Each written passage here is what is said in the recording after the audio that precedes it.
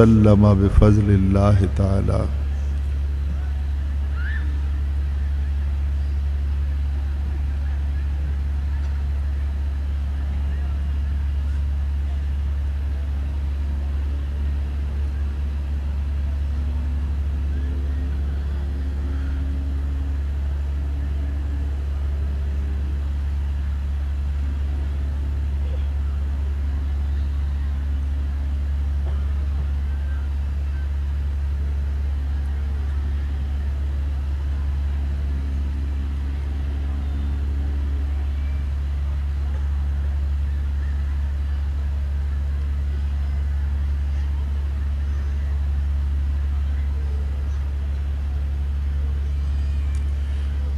زیب محفل صدر مجلس پیر طریقت راہبر راہ رشد و ہدایت قافلہ سالار اہل سنت میر کاروان اہل محبت جناب قبلہ صاحبزادہ پیر احمد حسن صاحب دامت برکاتہم القدسیہ ولائق صد عز والاکرام مقتدر و محترم و محتشم حضرات علماء ذی وقار نعت خوانان ذی قدر و معزز سامعین و حاضرین کرام السلام علیکم۔ قبل اس کے کہ انتہائی مختصر وقت میں اپنی معروضات جناب کی سماعتوں کی نظر کروں، دل سے دعا کیجئے کہ خلاق عالم جل وعلا شانہ و اعظم برہانہ اپنے پیارے حبیب صلی اللہ تعالی علیہ وعلا آلہ و اصحابہ وسلم کے طفیل آج کی اس پروقار بزم ذکر مصطفیٰ صلی اللہ علیہ وسلم میں مجھے حق و صداقت کے ساتھ بات کہنے کی اور پھر مجھے اور آپ کو سن کر سمجھ کر اس پہ عمل کرنے کی توفیق عطا فرمائے۔ سب سے پہلے تو میں محترم المقام واجب الاحترام بانی محفل جناب الحاج الہداد صاحب دامت برکاتہم القدسیہ اور ان کے رفقاء کا دل کی گہرائیوں سے شکر گزار ہوں کہ جنہوں نے مجھ جیسے نالائق اور ناکارۂ خلائق انسان کو آج کی اس خوبصورت بزم سعید میں سیدہ زہرا کے بابا نبی اکرم صلی اللہ علیہ وسلم کا حسین ذکر کرنے کے لیے موقع فراہم کیا۔ یہ اتنا بڑا اعزاز ہے میرے لیے جتنی میری اوقات نہیں ہے۔ احباب ذی وقار اس وقت اسٹیج پر اور پنڈال کے اندر جہاں جہاں بھی میری جماعت اہل سنت کے ذی وقار علماء کرام تشریف رکھتے ہیں، میں ان سب کے قدموں کی خاک کے ذروں میں سے کسی ایک ذرے کے برابر بھی نہیں ہوں۔ من آنم کے من دانم، میری کیا اوقات ہے، میری کیا حیثیت ہے، میں اس سے اچھی طرح باخبر ہوں۔ قرآن مجید فرقان حمید کے 5ویں پارے میں سے میں نے 2 آیات مقدسہ کا انتخاب کیا ہے اور آپ کے سامنے تلاوت کرنے کا شرف حاصل کیا ہے۔ زیادہ کرتے ہیں۔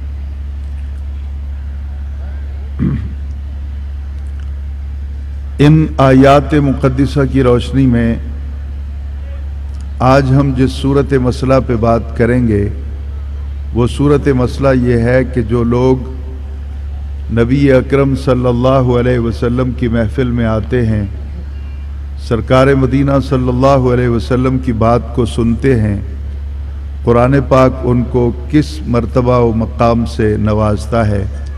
اور جو لوگ سیدہ زہرا کے بابا کی محفل کو چھوڑ کے چلے جاتے ہیں، سرکار کی طرف پشت کر کے چلے جاتے ہیں، قرآن ان کو کس نظر سے دیکھتا ہے؟ یقیناً اسٹیج پر اس وقت اور بھی ذی وقار مہمان شخصیات تشریف فرما ہیں، جن کو نہ تو میں بائی نیم جانتا ہوں اور نہ ہی بائی فیس جانتا ہوں۔ میں سب کا دل کی گہرائیوں سے شکر گزار ہوں، اور ساتھ ساتھ جناب قبلہ ڈاکٹر طاہر عباس خضر کھچی صاحب کا بھی انتہائی شکر گزار ہوں۔ انہوں نے میرے نام کو اناؤنس کرتے ہوئے جن خوبصورت الفاظ کے ساتھ مجھے اسٹیج پر گفتگو کرنے کا موقع عنایت فرمایا، وہ ان کا اپنا حسن ظن ہے۔ میری کیا اوقات ہے، میری کیا حیثیت ہے، میں وہ جناب کے سامنے پہلے عرض کر چکا ہوں۔ چونکہ ابھی رات گئے تک یہ سلسلہ جاری رہے گا، اور تم صرف بیٹھے ہو، آج مہمان بن، یہ سلسلہ اسی طرح دراز رہے گا، اور گفتگو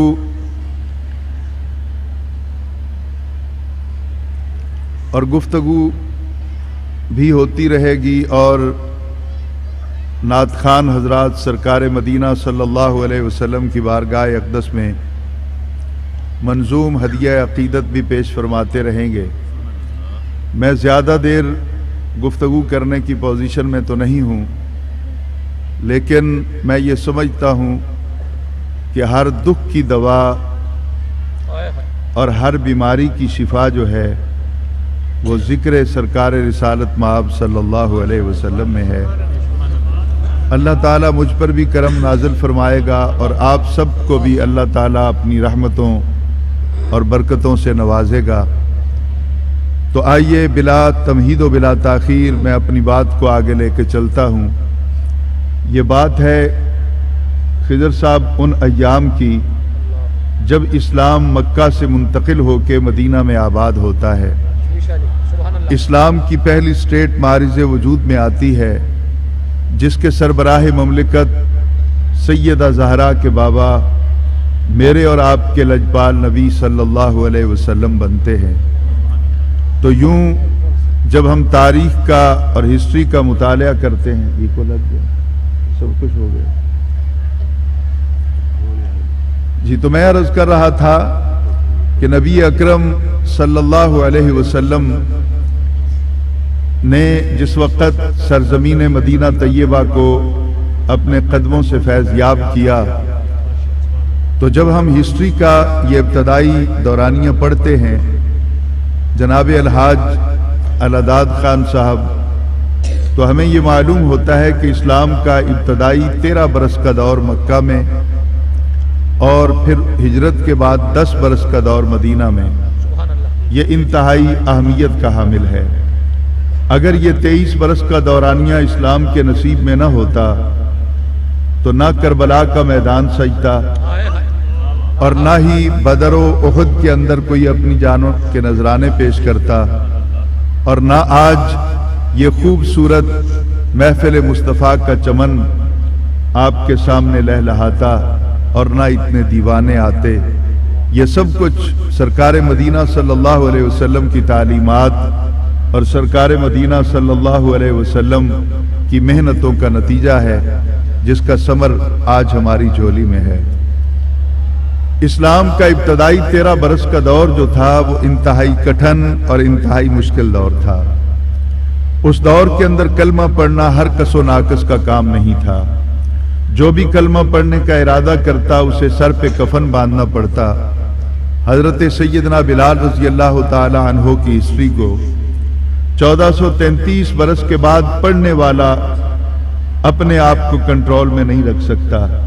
پلکوں کے حلقے ٹوٹتے رہتے ہیں، رخسار بھیگتے رہتے ہیں، بدن کانپتا ہے، قلم لرزتا ہے، اور زبان ان کے ذکر سے عاجز آ جاتی ہے۔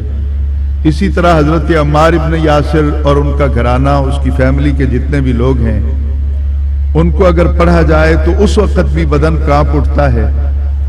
بدن کا بال بال خراج تحسین پیش کرتا ہے اس 80 برس کی بوڑھی عورت کو کہ جس کے ایک پاؤں کو ایک اونٹ سے باندھ دیا گیا اور دوسرے پاؤں کو دوسرے اونٹ سے باندھ کر مخالف سمتوں میں دوڑا دیا گیا، اور جب اس کا بدن 2 حصوں میں منقسم ہو رہا تھا تو اس وقت اس کی زبان پر یہ ترانہ تھا کہ یا رسول اللہ، میری اوقات ہی اتنی تھی، میری حیثیت ہی اتنی تھی، شاید میں نہیں سمجھا سکا اپنے لفظوں کو۔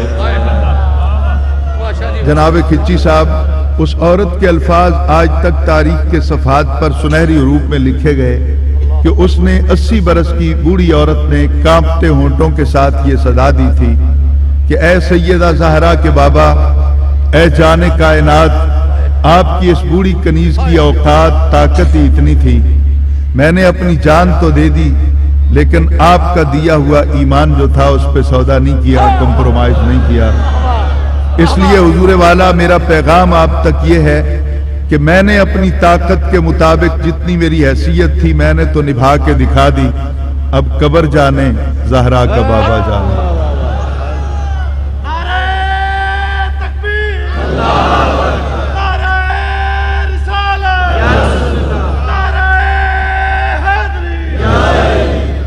حضور والا، اس طرح ہم دیکھتے ہیں تو اس گھرانے پر آفات کا، آلام کا یہ کٹھن مرحلہ جو ہے یہ گزرتا ہے، لیکن مدنی زندگی کے اندر یکسر آ کر حالات چینج ہو جاتے ہیں۔ اسلام پاور میں آتا ہے، اسلام کی حکومت بنتی ہے، اور یہ آپ لوگ بھی جانتے ہیں اور میں بھی جانتا ہوں، جناب کھچی صاحب اور جناب صدر قبلہ پیر صاحب، کہ جب بھی کوئی پارٹی یا کوئی فیملی یا کوئی بھی لوگ طاقت میں آتے ہیں، پاور میں آتے ہیں، تو کچھ لوگ اپنے پرسنل بینیفٹس کی خاطر اس پارٹی میں شمولیت کا اعلان کر دیتے ہیں، ان میں شامل ہونے کی کوشش کرتے ہیں۔ اسی طرح مدنی زندگی کے اندر جب اسلام پاور میں آیا، طاقت میں آیا، تو ایک تیسرے گروہ نے سر اٹھایا جنہوں نے اپنے ذاتی مفادات کی خاطر اسلام کا لبادہ اوڑھا، لیکن ان کے ظاہر پر تو اسلام نظر آتا تھا، ان کے چہروں پر تو اسلام کا رنگ غالب تھا، وہ بظاہر تو اپنے آپ کو مسلمانوں میں سب سے نمایاں حیثیت کے حامل جو تھے وہ دکھائی دینے کے لیے کوشش کرتے تھے، لیکن ان کے من کے اندر سیدہ زہرا کے بابا کی محبت نہیں تھی، ان کے من کے اندر نبی اور نبی کے گھرانے کے ساتھ زبردست عداوت تھی۔ اس لیے قرآن پاک نے اعلان کر دیا کہ وما ہم بمؤمنین، اے میرے نبی میں ان کی نمازوں کو کیا کروں، میں ان کے روزوں کو کیا کروں، اے نبی یہ خطبہ تیرا سن کر روتے ہیں، میں ان کے آنسوؤں کو کیا کروں، یہ ساری زندگی بھی آنسو بہاتے رہیں تو ان کے آنسو کا ایک قطرہ جو ہے وہ بھی میری بارگاہ میں شرف قبولیت نہیں رکھتا ہے، بلکہ سیدھی سی بات ہے یہ مجھے لاکھ مانتے رہیں، وما ہم بمؤمنین، میں ان کو کبھی نہیں مانتا، یہ مجھے تو مانتے ہیں لیکن میں ان کو اہل ایمان میں نہیں مانتا ہوں۔ یا اللہ اس کی وجہ کیا ہے؟ کہا میں نے اس کائنات میں صرف اپنے آپ کو منوانے کے لیے رسولوں کو نہیں بھیجا، میں نے زہرا کے بابا کو اس لیے بھیجا ہے کہ زمانے کو پتہ چلے میں اس کو منوانا چاہتا ہوں، وہ مجھ کو منوانا چاہتا ہے۔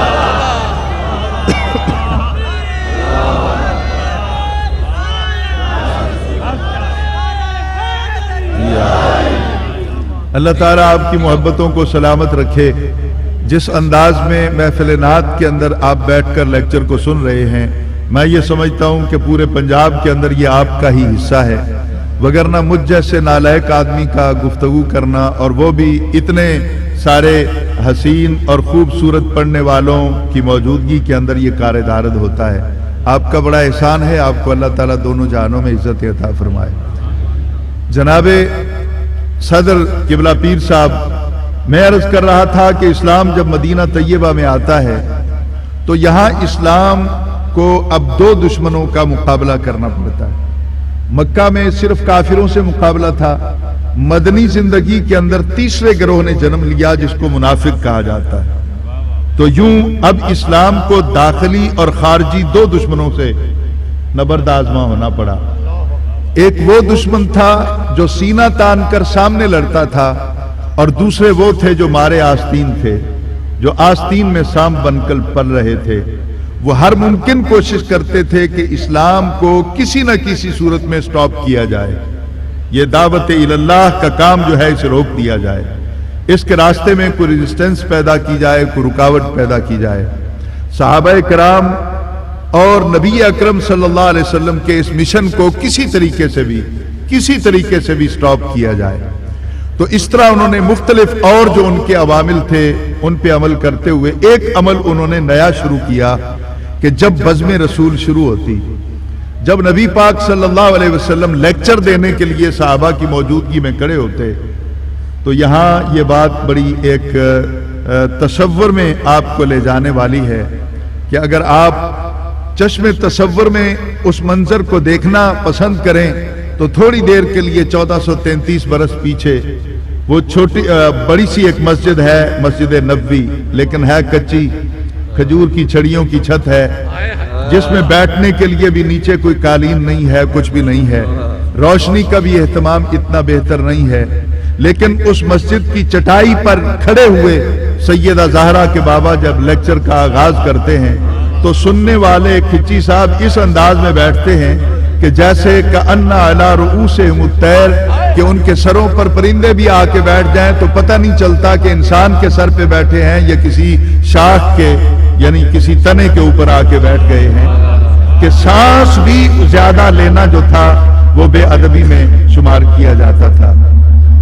حضور چونکہ لیکچر روزانہ دیتے تھے، میں ایک بات کو اپنے 29 برس کی اسٹیج اور تدریس کی زندگی میں جو سمجھ سکا ہوں وہ میں آج آپ کی سماعتوں کی نظر کرتا ہوں۔ اکثر میں پڑھتا ہوں، مشکات شریف کے اندر بھی اس روایت کو بیان کیا گیا اور دیگر محدثین کرام نے بھی اس کو بیان کیا، یہ سائے ستہ کی مستند روایت ہے کہ ایک مرتبہ نبی اکرم صلی اللہ علیہ وسلم نے نماز فجر کے بعد اپنے خطبے کو شروع کیا۔ یہ تھا اس پوری کائنات کے حوالے سے کہ جو کچھ قیامت تک ہونا ہے یا پہلے جو کچھ ہو چکا تھا اس کو سرکار بیان کر رہے تھے۔ نماز فجر کے بعد کچی صاحب یہ لیکچر شروع ہوتا ہے، ظہر کا ٹائم آتا ہے، ظہر پڑھ کے پھر لیکچر چلتا ہے، پھر عصر پڑھتے ہیں، پھر عصر پڑھ کے پھر لیکچر شروع ہو جاتا ہے، اس طرح مغرب کا ٹائم ہوتا ہے، مغرب پڑھ کے پھر لیکچر شروع ہو جاتا ہے، پھر عشاء کا ٹائم، عشاء کے بعد پھر لیکچر شروع ہو جاتا ہے، یوں 24 گھنٹوں تک متواتر سرکار لیکچر دیتے ہیں، یہ حدیث پاک کے اندر ہے۔ لیکن جو بات میں آپ کو عرض کرنا چاہوں گا جو وہاں لفظوں میں موجود نہیں ہے، جو اللہ تعالیٰ کرم کرے تو سمجھ میں آتی ہے بات، کہ 24 گھنٹے کے لیکچر کے اندر کوئی بھی راوی یہ نہیں بیان کرتا کہ کسی بوڑھے نے اٹھ کر کہا ہو کہ حضور تھوڑی دیر کے لیے وقفہ دے دیں، ہم بوڑھے لوگ ہیں، ہم تھک گئے ہیں۔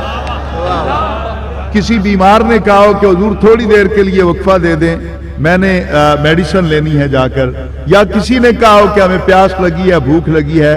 اس دن مسجد نبوی کے احاطے سے نہ کوئی پانی پینے باہر نکلا، نہ کوئی کھانا کھانے باہر نکلا، نہ کوئی تھکان دور کرنے کے لیے باہر نکلا، مسلسل سرکار کا وہ لیکچر سنتے رہے اور سرکار ان کے سامنے لیکچر دیتے رہے، جس سے پتہ یہ چلتا ہے کہ جن کی نظروں کے سامنے زہرا کے بابا کا چہرہ آ جاتا ہے، پھر زمانے کی کوئی چیز ان کو یاد نہیں رہ جاتی، بس ایک ہی چیز یاد رہتی ہے کہ نگاہ ان کی ہو اور چہرہ مصطفیٰ کا ہو۔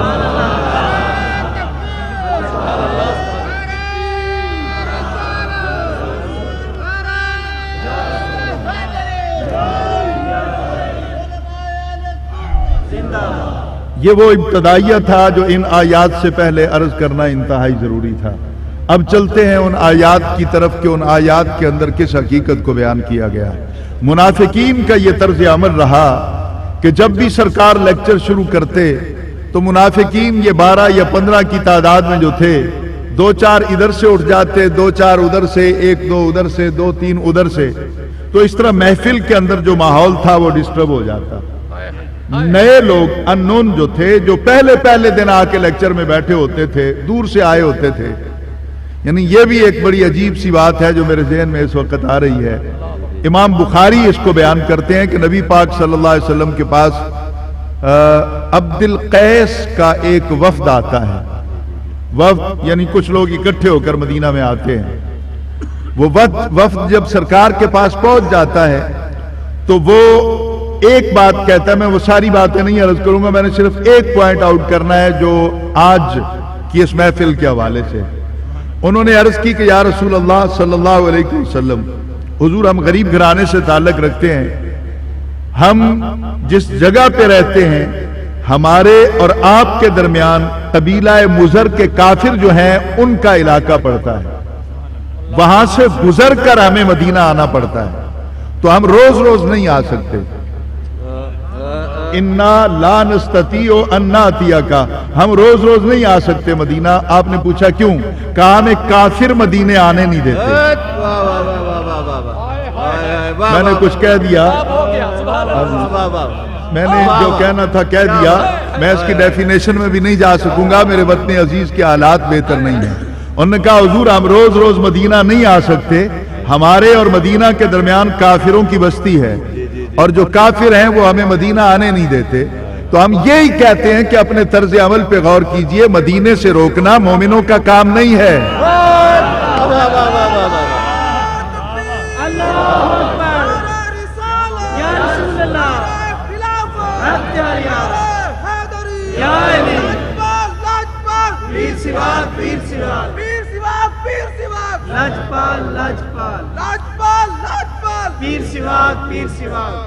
جی تو میرا خیال ہے پیغام آپ تک کنوے ہو گیا ہے جو میں کہنا چاہتا تھا۔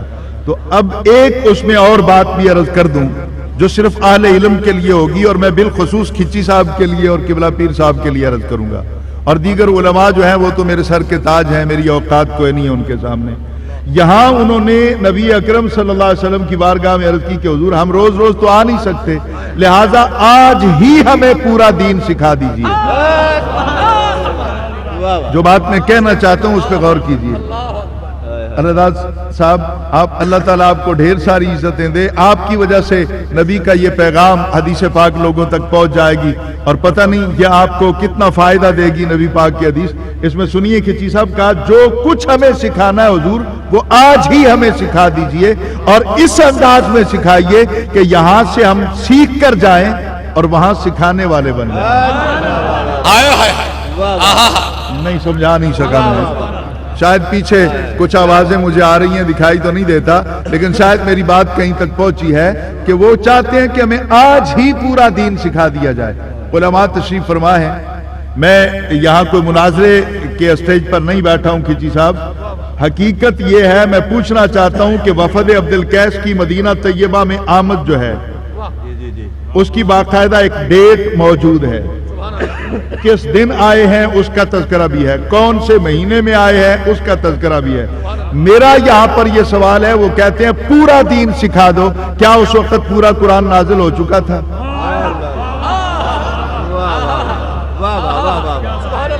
کیا اس وقت پورا قرآن نازل ہو چکا تھا؟ تو قرآن تو پورا نازل نہیں ہوا، وہ مانگتے ہیں پورا۔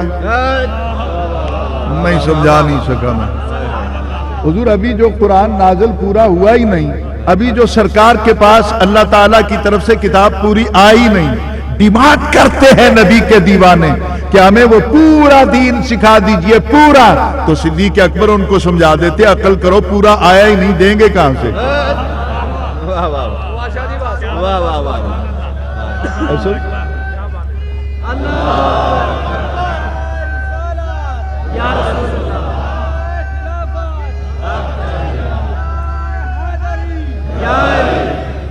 پورا دین آیا ہی نہیں، سکھائیں گے کہاں سے؟ پورا دین آئے گا، آخری آیت تک نازل ہوگا، دین کی تکمیل ہوگی، پھر تو آپ پورا دے سکتے ہیں، نہیں تو جتنا ہے اتنا لے لو اور لوٹ جاؤ۔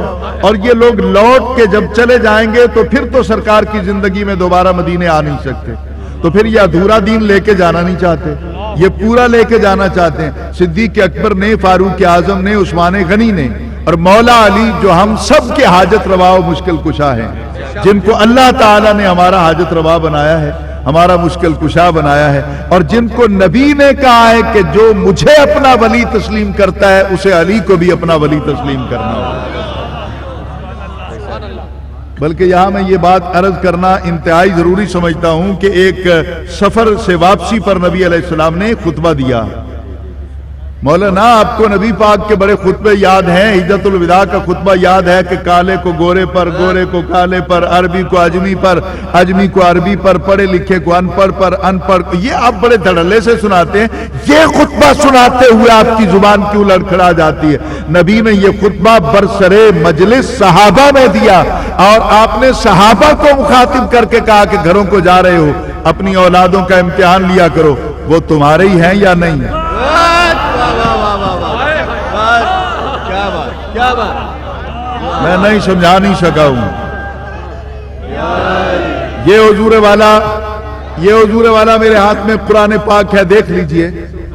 ये मेरे हाथ में कुरान पाक है, वीडियो बन रही है और हजारों की तादाद में आप गवाह हैं। मेरी माएं, बहनें, बेटियां भी गवाह हैं, मुअस्सिसीन बैठे हैं, उलमा मेरे ज़ामिन बैठे हैं। मैं कुरान पे हाथ रख के कहता हूं, मौलाना मेरा ये हवाला चैलेंज कर दो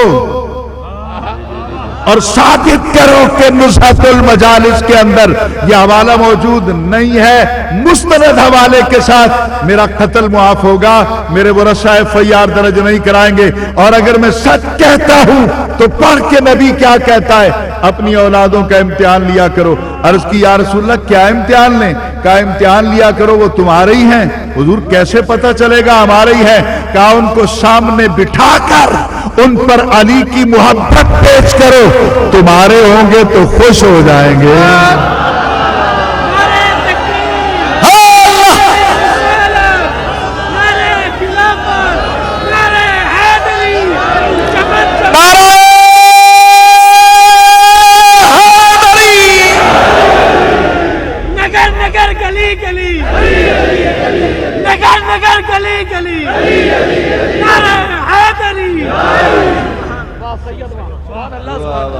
वो तुम्हारे होंगे तो खुश हो जाएंगे, अगर तुम्हारे नहीं होंगे तो उनके चेहरों के तेवर बदल जाएंगे। तो साबित हुआ कि क़यामत तक नबी ने मेरिट पॉलिसी को अनाउंस कर दिया। जो अपने आप को सहाबा वाले कहते हैं, अगर अली के जिक्र से खुश होते हैं तो वो सहाबा वाले हैं, अली के जिक्र से नाराज होते हैं तो उनका सहाबा से कोई ताल्लुक नहीं। साबित यह हुआ कि सहाबा वाला वो है जो अली का नौकर है।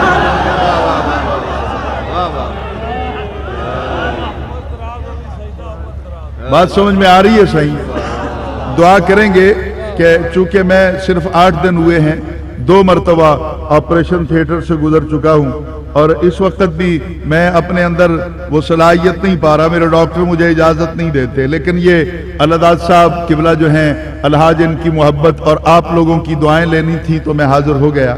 इस वक्त भी पोजीशन में नहीं हूं, पेन ज्यादा हो रहा है, लेकिन मैं ये समझता हूं कि ये शायद कुछ देर के लिए जरूर ज्यादा होगा कि मैं शायद जिक्र रसूल छोड़ दूंगा। लेकिन मेरा दर्द शायद ये जानता नहीं, मेरे मिजाज से वाकिफ नहीं है कि ये दर्द तो क्या मेरी जान ही नबी के नाम पर वक्फ है। मरना तो है ही है ना, रास्ते में भी मरना है, मैंने घर जाके भी मरना है। अगर जिक्र रसूल करते हुए इस महफिल में मौत आ जाएगी तो मेरे लिए इससे अच्छी मौत कौन सी होगी? तो अब जरा गौर से मेरी बात को सुनिएगा। ये सहाबाए किराम हैं, इसी तरह और सहाबाए किराम, कोई तो उनको कहता कि अकल करो, जितना है उतना ले लो, पूरा दीन आया ही नहीं, देंगे कहां से? वो कहते हमें पूरा दीन सिखा दीजिए। सहाबा उन पे इनकार नहीं करते, नबी अलैहिस्सलाम उन्हें कहते नहीं है पूरा है नहीं, दूंगा कहां से? वो पूरा मांगते हैं। नबी उनको पूरा दीन देकर वापस भेजता है। साबित हुआ कुरान जब नाजिल हो सो हो, मदीने वाला जानता है कितना आ चुका है। सुभान अल्लाह, सुभान अल्लाह। मेरे आका के पास इल्म है, तो हुजूर की बज़्म में जो आ जाता है, इसी वफद अब्दुल कैस की रिवायत के अंदर एक पॉइंट आउट करके फिर मैं चलता हूं इन आयात की तरफ। इसी में है कि जब ये आए थे तो नबी अलैहिस्सलातु वस्सलाम ने इनसे पूछा था कि कौन हो तुम, कहां से आए हो? ये हुजूर ने पूछा था कौन हो, कहां से आए हो? तो उन्होंने अर्ज की थी कि हुजूर हम वफद अब्दुल कैस, यानी हमारा बड़ा अब्दुल कैस था, हम उस कबीले के, उस बस्ती के, उस घराने के लोग हैं। तो नबी अलैहिस्सलातु वस्सलाम ने क्या कहा था? अच्छा हुआ कि तुम शर्मिंदा होने से बच गए। हाय हाय हाय हाय, नहीं समझा नहीं सका मैं।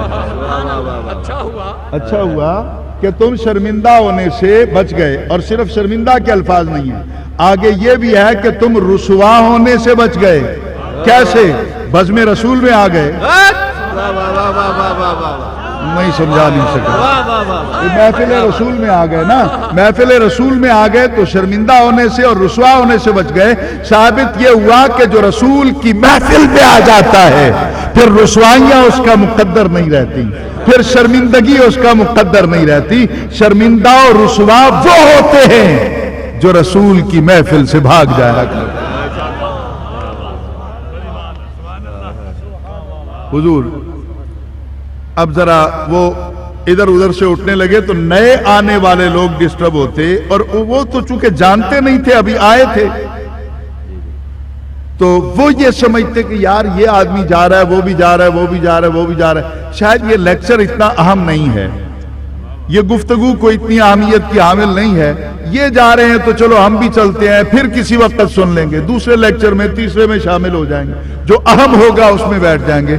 اس طرح وہ بات اپنے ساتھ کچھ اور لوگوں کو بھی اٹھنے پر مجبور کر دیتے، اور جب یہ جا رہے ہوتے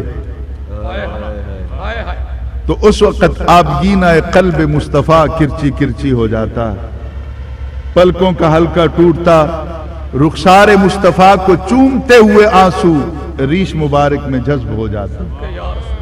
میں یہی جملہ ادب میں کہہ سکتا ہوں، میں ادبی تقاضوں سے آشنا نہیں ہوں، میں کس طرح یہ جملہ کہوں، میں یہی کہہ سکتا ہوں بہتے آنسوؤں کی بات کو، کہ آنسو رخسار مصطفیٰ کو چومتے ہوئے، وہ آنسو کتنے قیمتی ہوں گے، کتنے قابل قدر ہوتے ہوں گے، کہ ہم جن کے قدموں کو چومنے کے لیے ترستے ہیں وہ رخساروں کو چومتے ہوئے ریش مبارک میں جذب ہوتے ہوں گے جا کر۔ تو اس طرح حضور اکرم صلی اللہ علیہ وسلم کے آبگینہ دل کو چوٹ لگتی۔ یہاں آج میرا جی چاہتا ہے، شاید میں نے کسی ایک لیکچر میں پوری زندگی میں آج سے کچھ روز پہلے کسی نشست میں بات کی ہوگی، اور آج میں اس کو علماء کی موجودگی میں پھر دہرا دینا چاہتا ہوں۔ قرآن پاک میں نبی پاک کے دل کے بارے میں ہے کہ عزیز علیہ ما عنتم، علماء تشریف فرما رہے ہیں، عزیز علیہ ما عنتم، یہ 11واں پارہ ہے سورہ توبہ کی سیکنڈ لاسٹ آیت ہے، غالباً 128 نمبر کی آیت ہوگی، سورہ توبہ کی آخری آیت کو چھوڑ کر اس سے پہلی ہے، لقد جاءکم رسول من انفسکم عزیز علیہ ما عنتم۔ حاجی الہداد صاحب، عزیز علیہ ما عنتم کا سادہ ترجمہ یہ بنتا ہے کہ مشقت یا مصیبت تم پہ آتی ہے، بوجھ اس کا نبی کے دل پہ پڑتا ہے۔ میں ابھی سمجھا نہیں سکا ہوں، میں کوشش کروں گا کہ میرا اللہ مجھے توفیق دے دے، سیدہ زہرا کا صدقہ، ان کے در کے کتوں کا صدقہ مجھ پر کرم کر دے، اور میں یہ نبی کی عظمت کے لیے آج کو جملہ کہنے کے قابل ہو جاؤں۔ فرسٹ ٹائم میں ذرا غور کیجئے کہ تکلیف مجھے ہوتی ہے، تکلیف مجھے ہوتی ہے، اس کا اثر نبی کے دل پر ہوتا ہے، نبی کے دل پر ہوتا ہے اثر۔ حضور میں جب تک ہوں، میری بیٹی دکھی ہے تو میں روؤں گا، نہیں سمجھا نہیں پایا، میں نے کہہ دیا، میں جب تک ہوں، میرا بیٹا دکھی ہے تو میرے آنسو بہیں گے، میں جب تک ہوں، میرا کوئی دوست دکھی ہے تو میرے دل کو چوٹ لگے گی، میں جب تک ہوں کیا مطلب ہے، میں جب تک زندہ ہوں، جب مر جاؤں گا تو کوئی اجڑ جائے، کوئی بگڑ جائے، کوئی بچھڑ جائے، کوئی جل جائے، کوئی بھوکا سوئے، کوئی کھا کے سوئے، مجھے نہ خوشی ہوگی نہ غم ہوگا، کیونکہ میں نے اس دنیا میں ہونا نہیں ہے، میرا رشتہ جو ہے وہ کٹ ہو جائے گا، سٹاپ ہو جائے گا۔ میں پوچھتا ہوں مولانا، عزیز علیہ ما عنتم، یہ نبی کی زندگی تک حکم ہے یا آج بھی ہے؟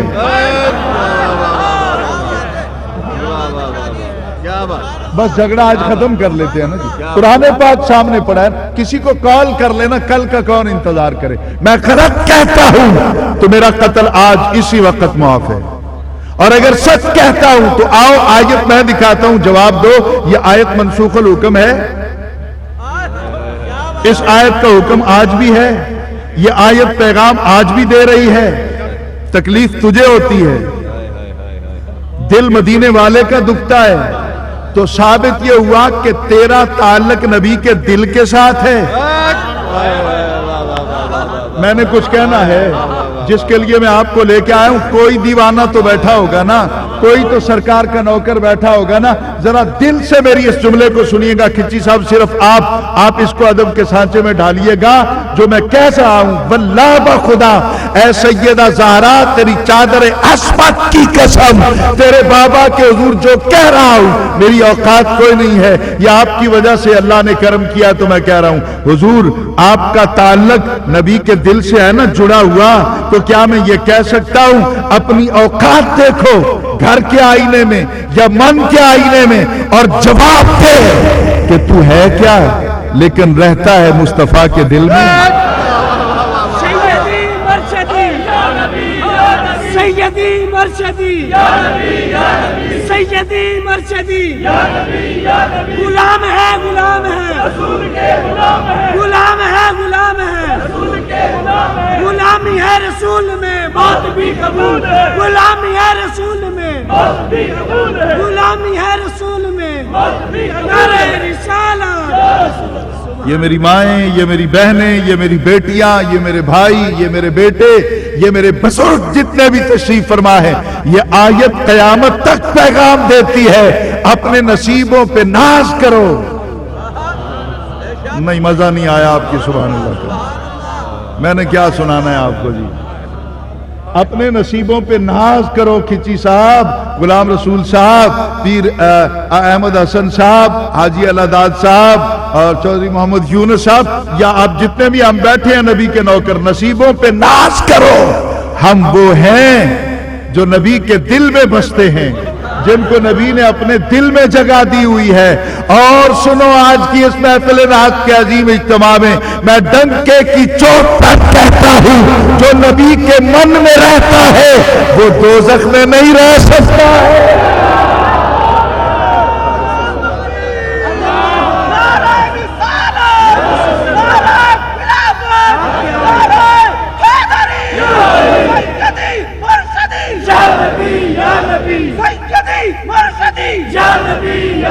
غلام ہے غلام ہے حضور کے غلام ہے غلامی رسول میں موت بھی قبول ہے عشق مصطفیٰ تو زندگی فضول ہے. سبحان اللہ سبحان اللہ. اب آگے چلیں، اپنی منزل کی طرف چلیں. وہ اٹھ کر جاتے تو نبی علیہ السلام کے دل کو چوٹ لگتی کہ یہ کتنے نالائق لوگ ہیں، میری محفل چھوڑ کے جا رہے ہیں اور ساتھ میں دوسروں کو بھی لے جا رہے ہیں. یہ بیچارے ابھی جانتے نہیں، یہ ابھی جانتے نہیں ہیں کہ اس محفل کی اہمیت کیا ہے، اس محفل کا مرتبہ و مقام کیا ہے. مصطفیٰ صلی اللہ علیہ وسلم کے جو بول ہیں دو، ان دو بولوں کا مرتبہ کیا ہے وہ نہیں جانتے. یہ اس لیے تو اٹھ کے جا رہے ہیں. تو سرکار کے آنسو ڈھلکنے لگے تو اللہ تعالیٰ نے اس پوری کیفیت کا جتنا بھی منظر نامہ تھا منظر کشی کر کے قرآن پاک کا حصہ بنا دیا. اب ذرا غور کیجئے، نازل وہاں سے ہوتا ہے، باتیں یہاں کی ہوتی ہیں. نہیں سمجھا نہیں سکا، میں نہیں سمجھا نہیں سکا. نازل وہاں سے ہوتا ہے نا، لیکن باتیں یہاں کی ہوتی. یہ بیٹھے یہاں ہیں اور وہاں سے قرآن نازل ہو رہا ہے. جبرائیل لے کے آ رہے تھے تو اس کو احتشام کے ساتھ جبرائیل لے کے آ رہے ہیں، ہاتھ جوڑ کے سنا رہے ہیں فَإِنَّكَ بِأَعْيُنِنَا، اے محبوب تیرے حسن و جمال کی قسم، تیرے رخ زیبا کی قسم. رب کہتا ہے میں نے جس دن سے تجھے بنایا ہے فَإِنَّكَ بِأَعْيُنِنَا، ایک تو ہی تو ہے جو میری آنکھوں کے سامنے رہتا ہے.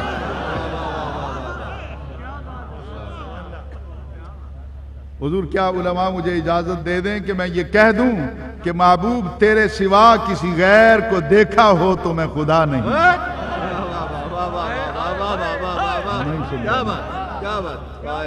تیرے فَإِنَّكَ بِأَعْيُنِنَا، تیرے سوا کسی کو دیکھا ہی نہیں. اور ایک اور جگہ پر تھوڑا سیغہ چینج ہوتا ہے، عرض کر دوں جی، سیغہ چینج ہوتا ہے وہاں پہ الَّذِي يَرَاكَ، الَّذِي يَرَاكَ. اب یہ میرا کلاس روم نہیں ہے، پھر علماء کی موجودگی میں مجھ جیسا آدمی اگر گرامر پہ بات کرے تو میری اوقات سامنے آ جائے گی، پھر میں جتنا رٹا لگا کے آیا ہوں وہ پھر سارا دھرے کا دھرا رہ جائے گا. یراکا بنائیے الذی، اس کا مشار الیہ اللہ تعالیٰ کی ذات، وہی تو ہے. सुबहान अल्लज़ी, पाक ज़ात वही तो है, हुवल्लज़ी, वही तो है। यहां पे है अल्लज़ी नहीं, सारे नहीं, पीछे मुझे दो चार चेहरे कुछ नजर आ रहे हैं, मैं उनसे, अल्लज़ी वही तो है। अब मैं अगला जुमला कहूंगा तो सिर्फ आले मोहब्बत जो है वो तड़पेंगे, बाकी शायद जो इल्मी मकाम रखते हैं उनके लिए मेरा जुमला कोई अहमियत नहीं रखेगा, लेकिन ये कुरान पाक की बात है। अल्लाह कहता है अल्लज़ी वही तो है, ए कुरान तू जा जा के जमाने में मेरा तज़किरा करना और मुझे इस तरह इंट्रोड्यूस करवाना, मुतारफ करवाना कि अल्लज़ी वही तो है यराका, जो तुझे ही तकता रहता है।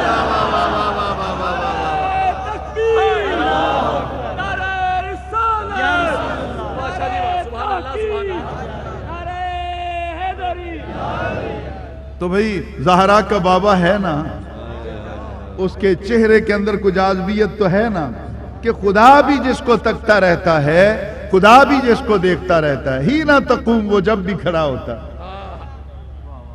फिर वो बातें फिर आगे चली जाएंगी, फिर नबी अलैहिस्सलाम के वालिदैन के ईमान पर बात शुरू हो जाएगी, बात लंबी हो जाएगी। लौट के आइए मदीने में, उस महफिल के अंदर लोग उठ के जाते, सरकार के आंसू ढलकते। अब अल्लाह ताला इस बज़्म का जितना भी वो मंजरनामा है उसको बयान करता है। वो जा रहे होते ना तो हजरत बिलाल उनको आवाज देते, महफिल रसूल छोड़कर जाने वालों को पीछे से आवाज देना, यह हजरत बिलाल की सुन्नत है। यह सहाबा का तर्ज अमल है।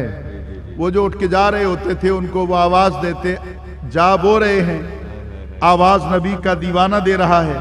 तो अल्लाह ताला कुरान में उसको जिक्र कर रहा है कि यह होता किस तरह है। व इज़ा क़ील लहुम, जब उनसे कहा जाता है तालो, आ जाओ,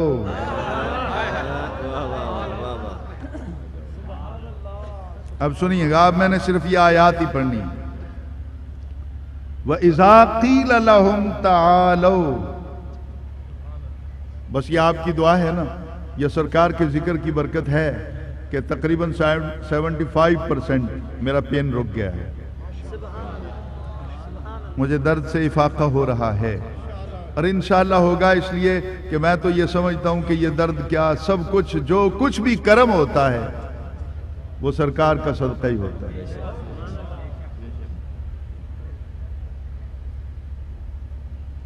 गम सभी राहतों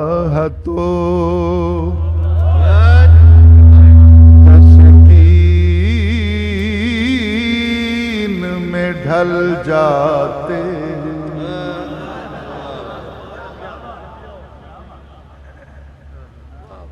गम सभी राहतों तस्कीन में ढल जाते।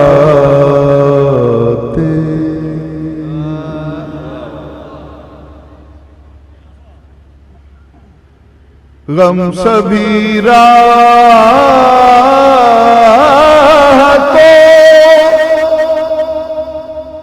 तस्कीन में ढल जाते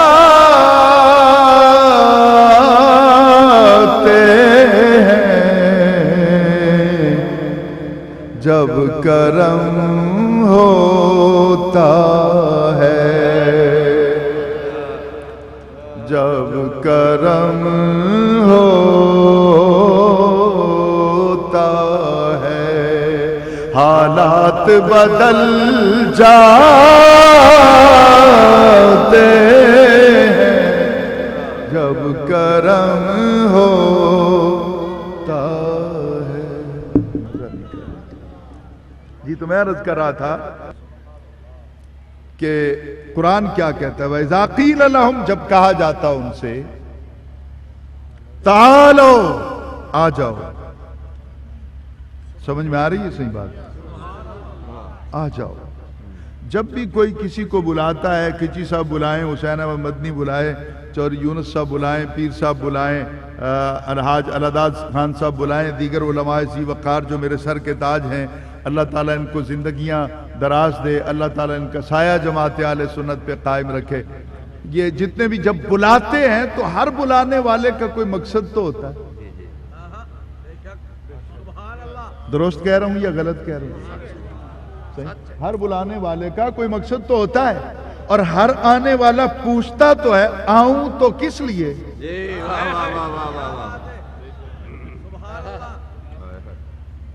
بلانے والا بھی کسی لیے بلا رہا ہوتا ہے، آنے والا بھی کسی لیے آتا ہے۔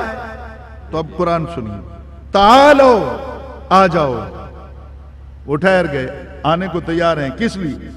الی ما انزل اللہ، تعالو الی ما انزل اللہ، آ جاؤ اس کی طرف جسے اللہ نے نازل کیا ہے، یعنی قرآن کی طرف آ جاؤ۔ اب سنیے گا، میں نے اب ادھر ادھر نہیں جانا، میں نے ڈائریکٹ بات کرنی ہے تاکہ بات آیات قرآنی کی سمجھ میں آ جائے۔ تعالو، آ جاؤ، الی ما انزل اللہ، اس کی طرف جسے اللہ نے نازل کیا ہے، یعنی قرآن پاک کی طرف۔ حضور جب قرآن کی طرف بلا لیا گیا تو بات تو ختم ہو گئی۔ کسی فیملی کے ساتھ میرا کوئی معاملہ چل رہا ہے، کوئی الجھن ہے، میں اس فیملی کے بڑے کے پاس چلا جاؤں، معاملات طے ہو جائیں، بڑا مجھے معاف کر دے یا میرے ساتھ کمپرومائز کر لے، تو اب کسی اور کو گنجائش تو نہیں ہے اعتراض کرنے کی؟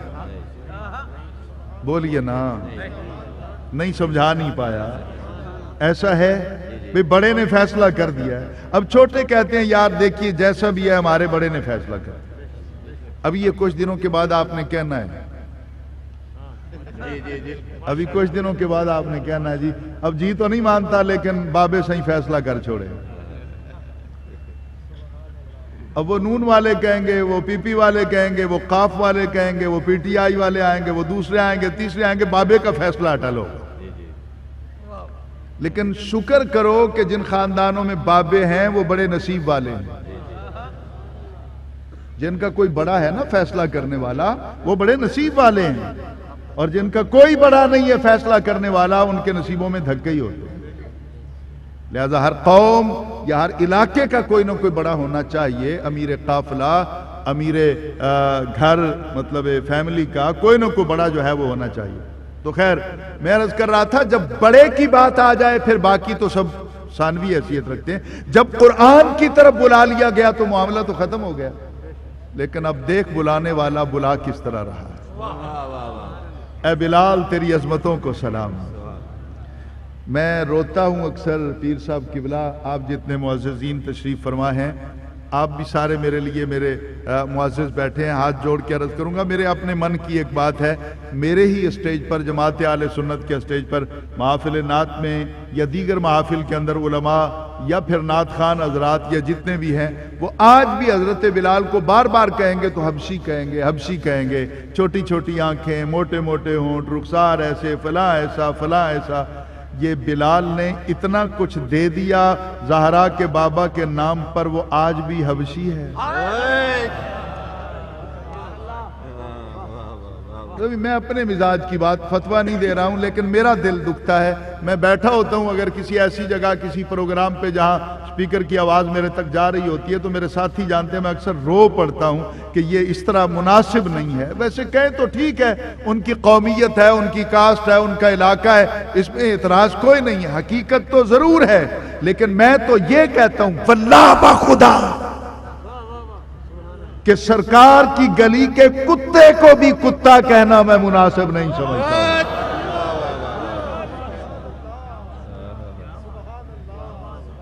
تو نالین نالین کیوں کہتا پھرتا ہے، جوتا کیوں نہیں کہہ دیتے؟ سب نہیں سمجھا نہیں سکا میں، یہ نالین نالین کیوں تذکرہ کرتا پھرتا ہے؟ کیا اس کی ضرورت تھی کہ اس کا نام اتنے احترام سے لیتا ہے؟ تو حضرت بلال کو ایک شرف حاصل ہے، اس پر بات پھر کبھی کروں گا، ایک شرف حاصل ہے حسنین کی طرف سے۔ حضرت سیدنا بلال رضی اللہ تعالی نبی پاک کے وصال کے بعد حضرت بلال کو دیکھ کر حسنین کریمین کہا کرتے تھے ہمارا نانا آ گیا، ہمارا نانا آ گیا۔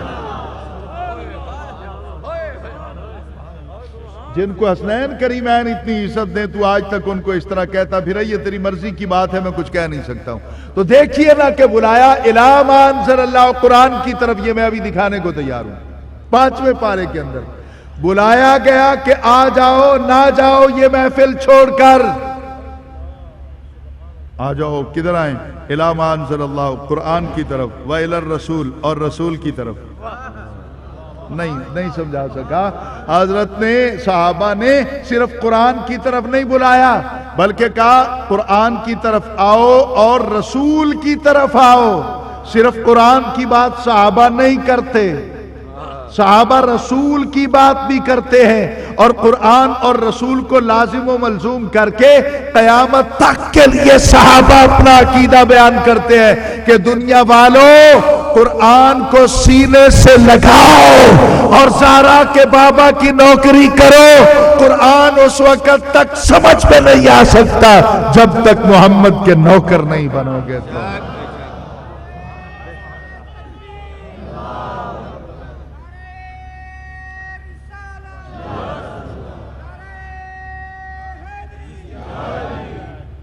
اب مشکل ہے، اب میں صرف جو میری علماء برادری کے اور پڑھے لکھے، اب صرف ان سے بات ہے۔ اب اللہ تعالیٰ کہتا ہے بلا تو لیا گیا قرآن کی طرف اور رسول کی طرف، دو ذاتیں ہیں نا جی، قرآن اور رسول، دو کی طرف بلایا گیا۔ اب اللہ کہتا ہے نبی کو رأیت المنافقین، اے محبوب دیکھا، اب ترجمہ کرنے والے کرتے ہیں دیکھا تو نے، ہم سنی لوگ ہیں، ہم تو تکار والی بات نبی سے نہیں کر سکتے، ہم کہتے ہیں رایت المنافقین، دیکھا آپ نے، دیکھا تو نے نہیں، دیکھا آپ نے، اے محبوب آپ نے دیکھا منافقوں کو، یسدون عنکا،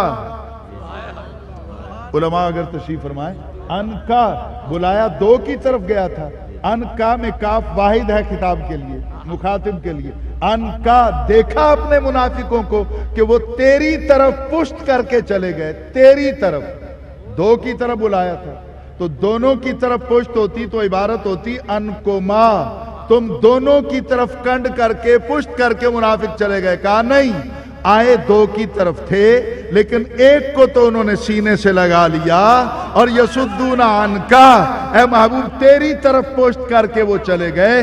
ثابت ہوا قرآن کو انہوں نے نہیں چھوڑا، قرآن تو وہ آج بھی بڑا اچھا پڑھ لیتے ہیں۔